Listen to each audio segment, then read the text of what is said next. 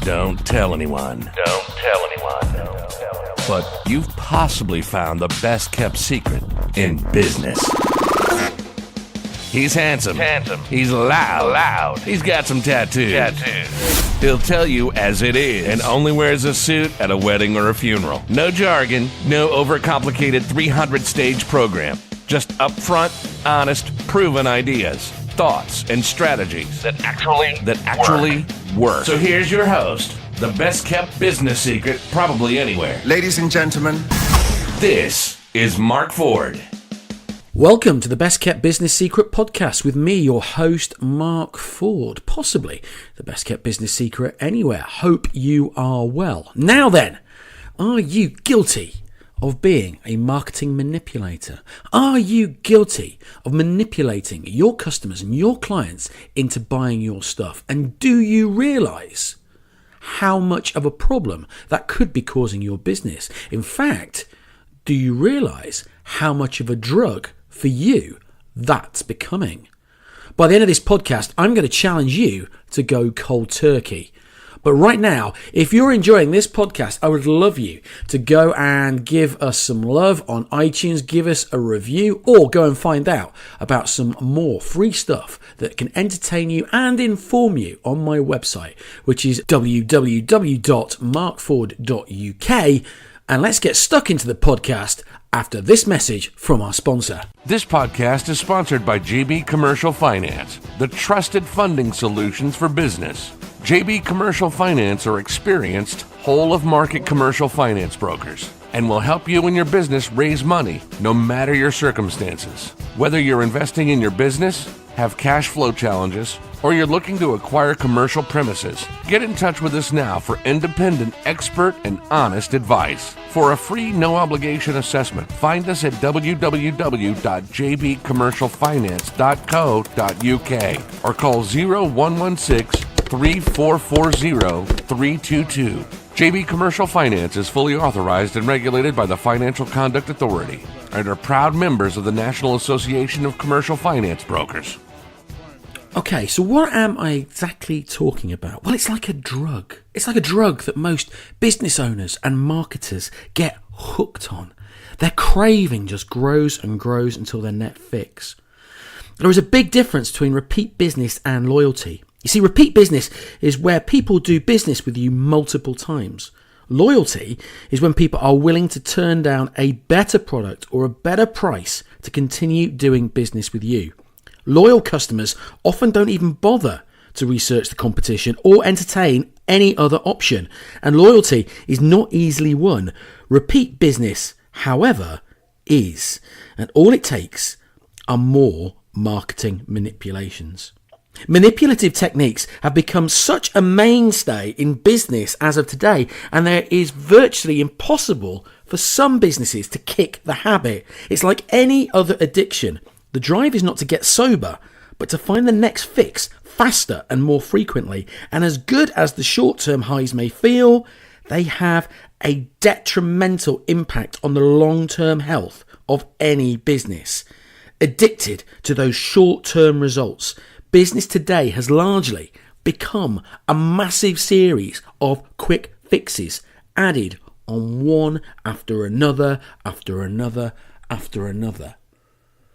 Now, you may not recognize your business by what I've just said, but I'm going to go through 6 tricks that businesses use to manipulate their customers and their clients into buying their products or their services. Will you fall into those 6 tricks? And if you do you realize how addicted you are? So let's look at these 6 tricks. Novelty, peer pressure, aspiration, fear, promotions, and price. So let's go through these. Novelty. Now, don't confuse novelty with innovation. What features and benefits do you really offer? Let's look at the Motorola Razr. Remember that? No? Well, not surprising really. You see, Motorola created something that was quite short term really. There was a kind of novelty value to the bits and pieces on that phone, but actually it kind of went nowhere from there on in. So you should never mistake novelty for innovation. If you think about it, the light bulb, the microwave oven, the fax machine, iTunes, those are true innovations that have changed the way that we live our lives. And in case of iTunes, as a great example, it's challenged an industry to completely reevaluate its business model, i.e. the music industry. Now, adding a camera to a mobile phone is not an innovation. It's a great feature, for sure, but it's not industry altering at all. So, after a short space of time after the Motorola Razr had come out, to be perfectly honest, it kind of went away again. It was just another mobile phone looking for the piece of the pie. Peer pressure. You see, peer pressure is an amazing thing. 8 out of 10 cats prefer it. 8 out of 10 dogs prefer this. A double-blind study conducted by somebody or other concluded that it was 1,000,000 times better. Over 90% of women said this makeup was absolutely fantastic. We have over 1 million satisfied customer reviews on whatever review site whatsoever. And then you've got celebrity endorsements and things like that. Well, you end up thinking, well, if he uses it or she uses it or the bloke down the road uses it or my mates use it, I should have it too. Peer pressure's a wonderful thing. My mum used to say, if your best mate went and stuck his head in the oven, would you do it too? I probably would have answered yes, just because I was bloody minded at the time. But if you think about it now, no, I wouldn't. So why do I need a service or why do I need a product that so-and-so's got, even though I might not need it?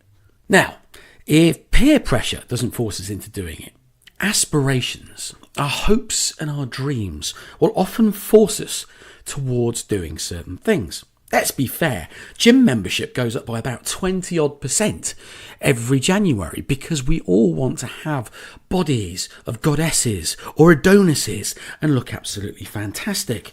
We all want to be that perfect person.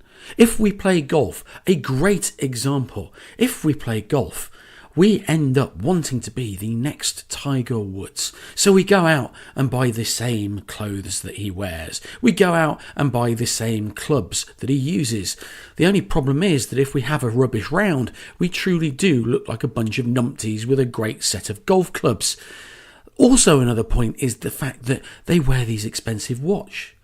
An expensive watch. Why do we need an expensive watch? Oh, well, Tiger Woods has got an expensive watch. And if I wear an expensive watch, that means I'm going to be like Tiger Woods. I have come across people that have in fact got really expensive watches, but can't afford to pay the mortgage. How does that work? I often find that aspirations in my own role as a business coach often get scuppered. You see, the problem is that I will help people try and achieve or fulfill their goals and their aspirations. But it doesn't matter what the issue. 9 times out of 10, people are always drawn to the quicker, cheaper option over the long-term solution. It's just like the habitual dieter.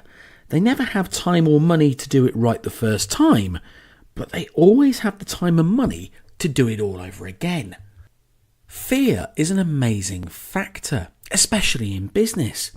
You see, when somebody's asked to go and get a supplier for a particular product or service, 9 times out of 10, you'll find the person going for that product or service will end up going for a bigger named product at a higher price, as opposed to a smaller named product or service at the right price. Why? Because nobody's ever been fired for hiring somebody like Windows or Xerox, but they live in fear that they would lose their job should this smaller provider of the service or product ends up falling over. Isn't it an irony that actually in today's business world we can't even rely on some of the biggest suppliers of products and services because we don't know their true financial state? Carillion, anyone? And if you can tell me that fear doesn't really work, all you've got to look is at its nth degree. Back in the 1980s, when AIDS and HIV came to prominence, the adverts came out saying AIDS don't die of ignorance. It scared the bejesus out of any man, woman, child on the face of the planet, to the point where it actually instilled so much fear in some people that homophobic and quite disgraceful behaviour was seen all over the world by people towards gay and lesbian members of our community. Fear is a really powerful manipulation point, but when it's used wrongly, it can instill the wrong type of fear in people. Promotions. Promotions can be great for businesses, but as we all know, with some companies, promotions actually are just becoming a bit of a running joke. As I record this, it's Easter. On my TV screen right about now, there are several furniture businesses that are running Easter-only offers, which must end on Bank Holiday Monday. The daft thing is, they think that I'm stupid, in the fact that these Easter-only offers have actually been running for 365 days of the year. These furniture places are in constant sales. Therefore, the promotion no longer exists as a promotion. They just come up with a slightly more gimmicky advert. When you're also talking about promotions, you could be talking about vouchers being redeemed or receipts being redeemed. Now, a big company will be relying on the customer or the client not to redeem those coupons or those vouchers. It's what's known as slippage, and if they are redeemed, around about 34 to 40% normally are, well, you have to kind of live with it and it's factored in. But what happens when promotions aren't upheld? If you take a look back in the 1980s, when Hoover decided to do flights to America, they were almost happy to take on the new extra business that brought in. It became a huge scandal for Hoover, as effectively people were buying tickets, airplane tickets to America in the 1980s at around about £110. That was not sustainable, and it ended up being a massive scandal brought to a head by the Daily Mirror. So promotions can do just as much harm as they can good. And this moves us on nicely to price. Playing the low price game is basically a race to the bottom. Don't agree with me? Today, I've walked through the city centre of Leicester. I've walked past 2 restaurants. One has been saved in the last 3 months by financial backers. The other will be closed within weeks because their national firm has been struggling and has gone into a CVA. Both had A boards outside. Both are next to each other. The one that is going under and is being closed were advertising an offer of kids eat for £1. The one that has been saved by financial backers, kids eat for 25 pence. What message does this send out? What message would this send out if you were that financial backer? Yes, it's bums on seats. But unless those 7-year-old bums are going to start ordering beer and wine, I would suggest that the 25 pence offer probably isn't the smartest in the world. In fact, if you keep lowering and lowering and lowering the price, it will affect your trade all year round. Don't believe me? Take a look at the last 2 years of financial results for all high street businesses that entered into the Black Friday hype. All that's happening is that Christmas sales and moreover January sales are now being moved further back. So instead of them actually happening on Boxing Day, these sales are now starting in November on Black Friday. Yes, people are putting money in the till, but for a space of 12 months, that's where you see the benefit. After those 12 months, you're going to start seeing that you're actually performing worse than you did 3 years ago. Getting a reputation for selling at low prices is probably not the best reputation that you need. And it really does take a strong business to take a stand and stop themselves from doing that. You see, there's barely a product or service on the market anywhere today that your customers can't buy from somebody else for about the same price, for about the same quality, at roughly the same level of service, and probably with the same features. If you truly have a first mover's advantage, it's probably lost in a matter of months.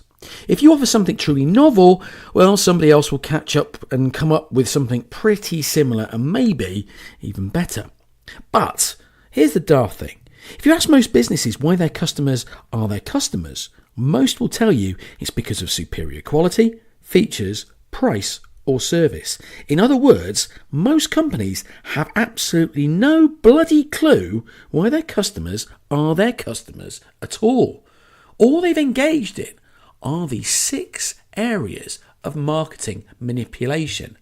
And the beauty of it is, yes, ladies and gentlemen, it works. I can't deny that marketing manipulation works. 100% it has worked since the dawn of time. But how do you make yourself different? Because marketing manipulation is like a fix. It's like a drug fix. You get a hit. So say, as an example, you manipulate the price on a particular product or service, and all of a sudden you sell 50 units of this product or service. You, as a business owner, want more, so you'll do it again, and you'll do it again, and you'll do it again. But eventually, that special offer no longer becomes a special offer, and in fact you have to lower the price again, or you have to come up with something slightly different and put the fear of God into somebody, or perhaps get somebody to side with it and promote it for you.